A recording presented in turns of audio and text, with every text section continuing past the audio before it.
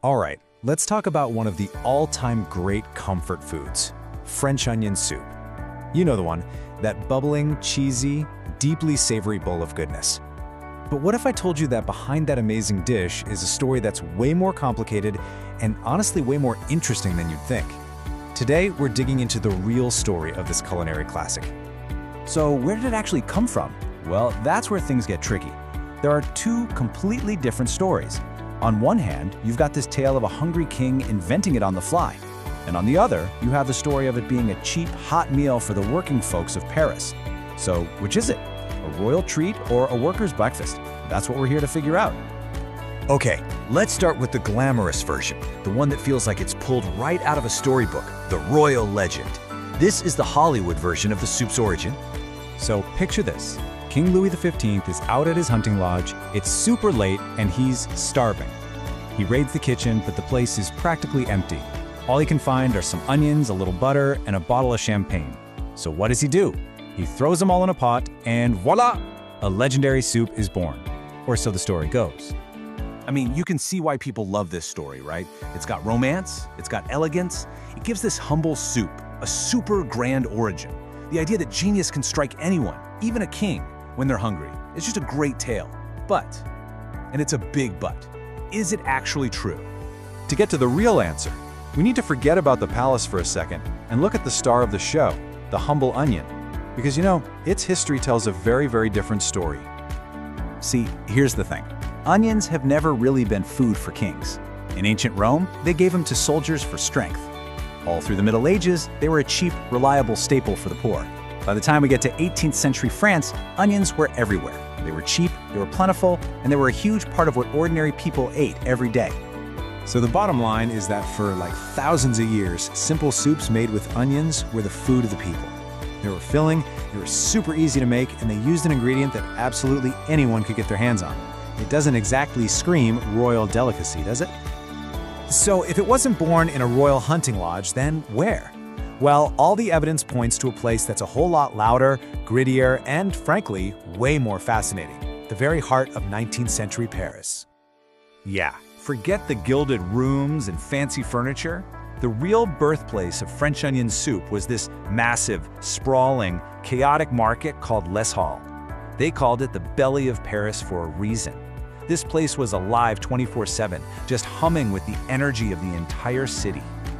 And just think about who was there needing a hot meal. You had exhausted market workers who'd been hauling crates all night. You had vendors who'd been standing on their feet for hours. You even had partygoers spilling out of clubs looking for something to sober up with. They all needed the same thing, a cheap, hot, filling meal to keep them going. Let's be real, this soup wasn't a delicacy, it was fuel. It was purely functional. It was something warm and restorative that could bring you back to life after a long night of work or play. You could say it was kind of the original energy drink for the people of Paris. Okay, so we have this gritty, functional working-class broth.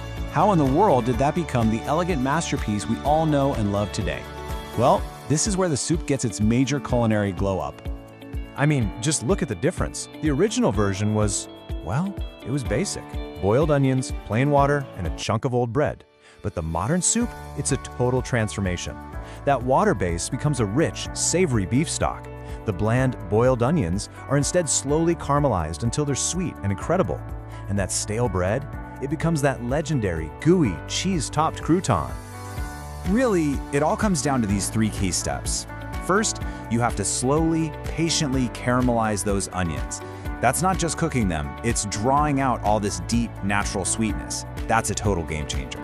Then, simmering them in beef broth instead of water adds this incredible savory depth. And of course, the grand finale, the gratin, broiling that cheesy crouton on top until it's bubbly and perfect. That's the signature move. So once the soup got its glow up, it was ready to leave the market stalls behind. It started a brand new journey, first into the city's restaurants, and from there, out into the entire world. And the Parisian bistros were absolutely crucial here. As the restaurant scene in Paris started booming, chefs needed smart dishes. They were looking for things that could turn cheap ingredients into something amazing and profitable. This market soup was perfect. They took the basic idea, refined it, used better techniques, and slapped it on their menus. And right then and there, soupe à l'oignon officially became French onion soup. a certified French classic. It's wild when you think about its life story. For the longest time, its identity was just market fuel. That's its DNA. Then it was elevated into a beloved staple in French bistros. And today, it's gone totally global. It's one of the world's ultimate comfort foods. So why do we love this story so much? I think it's because it's a true rags to riches story, but for food.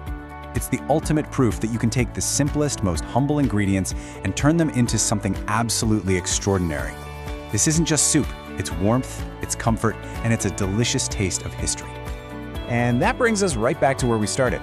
The next time you sit down with a bowl of this stuff and you take your spoon and crack through that perfect cheesy crust, who are you gonna picture? A lonely king in a fairy tale, or a crowd of hardworking Parisians huddled together for a little warmth on a cold morning? And that really just leaves us with one last thing to think about. The story of French onion soup proves how much food can change and evolve. It really makes you wonder, doesn't it? What simple, everyday food that we totally take for granted today is going to be the celebrated, beloved classic of the future? Something to chew on. Thanks for joining us.